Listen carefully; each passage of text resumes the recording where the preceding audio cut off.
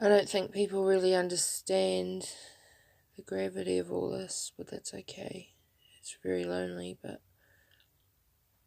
the knowledge that I have, and the visions and the dreams and the revelations from God and the Holy Spirit, He's showing me what I'll live through. He's showing me what I will do. He's showing me what will happen to me and those sorts of things. So I don't think that I'm crazy when I say that I will be taken, because everything points to that. Everything points to my programming.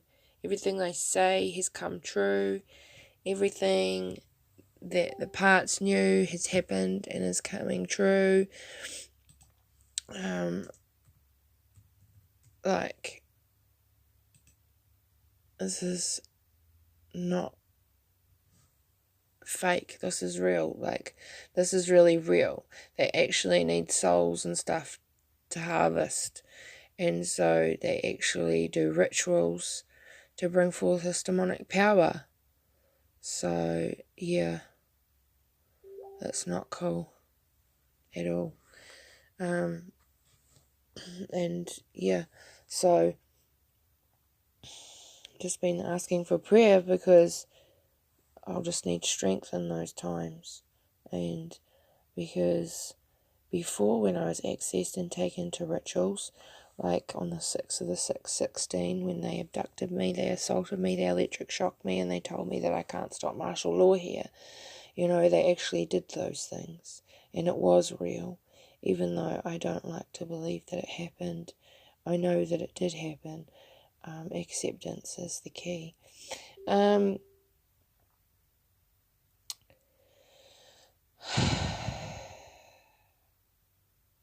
That's why I've been having a really, I think, what feels like a manic time, because God is giving me so much joy, but then I come and I think about the time that I'm going to be taken, or that I'm going to have to go through, and I get sad, all the things that I have been through, and I get upset, and I have I'm alone. I don't have people. And I go to my counsellor for an hour, and you don't even really get time to process any of this stuff. I think everything's just piling up, and it has always just piled up. That's why I started this channel, because I thought, it'd be a way to get out my stuff. But then now I think about when I record things, I'm like, I can't share that, because I'm going to sound ungrateful, or I'm going to sound like, I just judge myself all the time on how it will come across to other people. And I do know that God has a plan and a purpose for the suffering. Jesus suffered on the cross, and his wounds, like the pastor said the other night, his wounds, his wounds, look at his wounds that he suffered for us. And so, I don't even have any wounds. I have scars. I don't really have any wounds. Because Jesus took all that for me, and he came. And when I was walking through the fire, he was behind me, and angels were all around me, and that's why I was a chosen one, because he saved me. And then he's everywhere I go, and he's going to be there. He'll be there even stronger.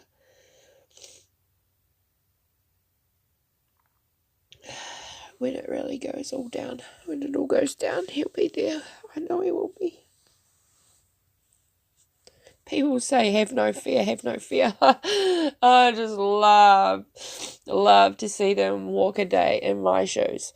Come and walk a day in my shoes, knowing all of this stuff, knowing what the plans for you are. Gee, just come and try it and live a day in my life. And then you judge.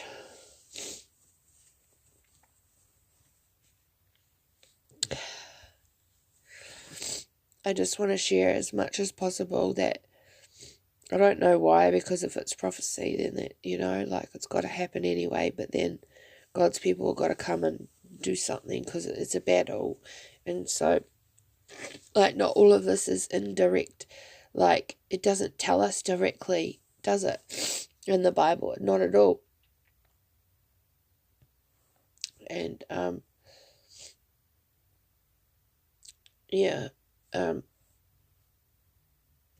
it doesn't tell us directly what we're going to have to do, so we have to learn from the Spirit, from the Holy Spirit, what we have to do.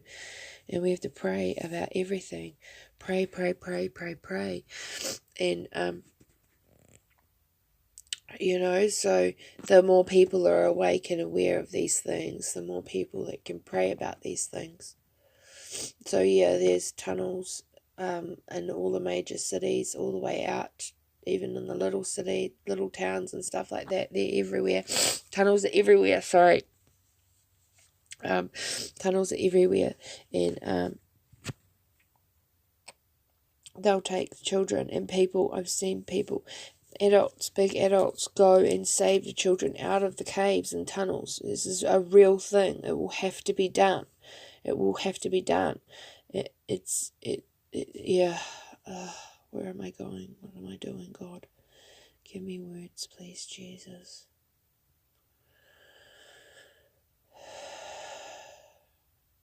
Thank you for your prayers. Keep praying for all the children and the sacrifices, because there will be more sacrifices. We are in the 40 days of sacrifice.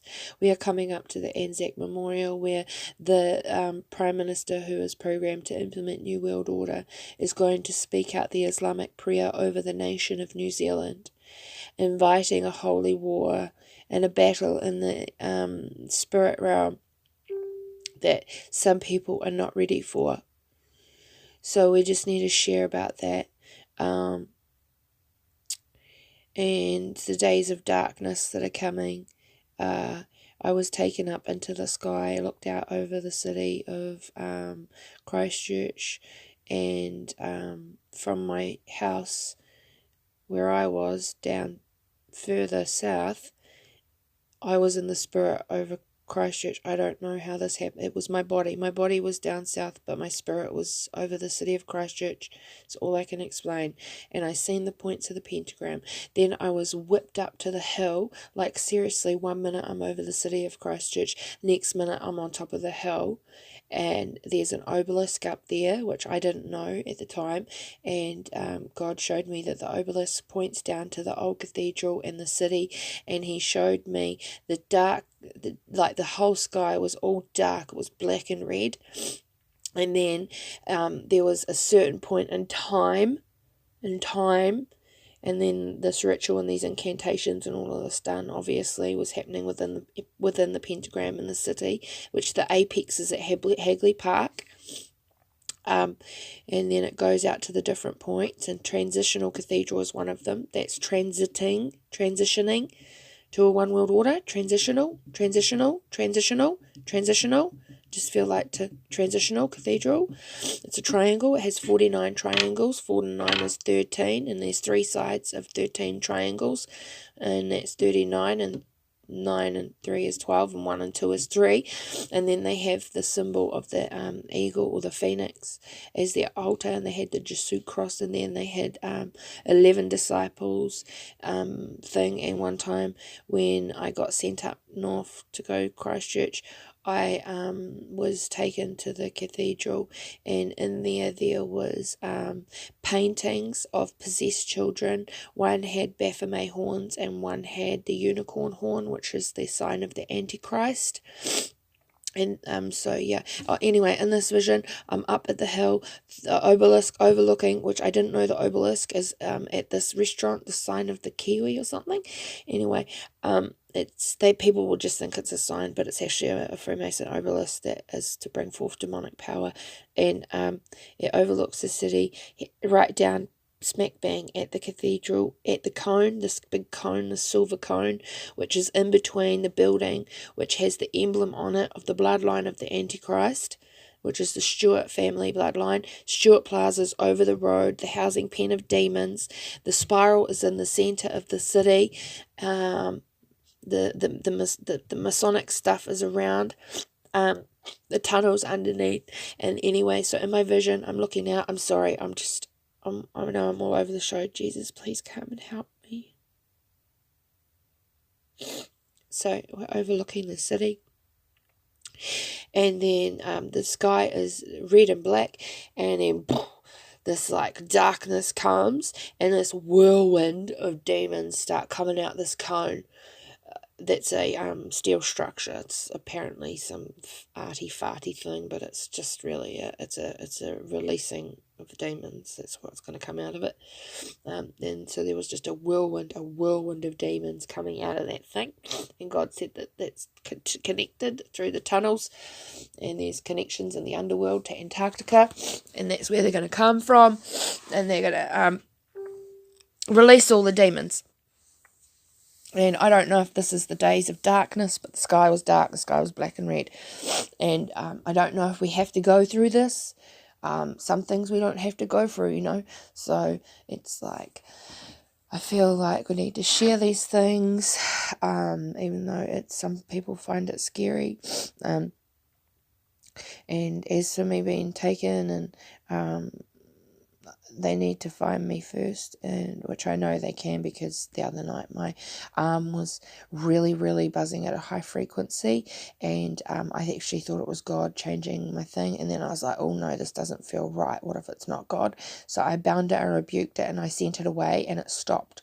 And that was very, very trippy for me. So I know that they're trying to access me, they're trying to find where I am, they're recording what I'm doing. So yeah, it's like, this stuff is real, people. This stuff is real. It's real, it's real, it's real. And I'm allowed to have my feelings and emotions about it. I feel like God says that I'm allowed anyway. Just because people don't want to know or want to hear or want to whatever, doesn't mean that I'm not allowed my emotions, and I'm not allowed to be a little bit scared. I know that I don't have to sacrifice my son, because God is going to change that. He stopped that. He's changed that already, and he'll do that again. I believe it. I know it. I know it in my heart. I chose him. I chose already, and I said yes, that I would do it. And that meant God will stop things. So I fully believe and have faith and trust. It's just getting through these hard times. You know, like the pastor said the other day. Actually, I can't really remember what he said. I hope they recorded it, but just keep going is all the message I'm getting in my head right now. Just keep going, just keep going. Anyway, I've got to go out and do some prayers, some prayer walking, and take back some power and kick some demons' butts. So keep praying for me. Thanks, guys. Love you all. Bless you. And thank you, Yeshua, so much.